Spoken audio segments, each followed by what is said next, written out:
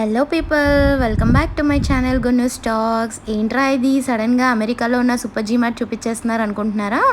ఈరోజు అక్కడికి తమ్ముడు డాడీ వెళ్ళి లైవ్ ఫిష్ కొనుక్కొని వచ్చారండి. తందూరి ఫిష్ ప్రిపేర్ చేసే ప్రాసెస్ ఇది మొత్తము.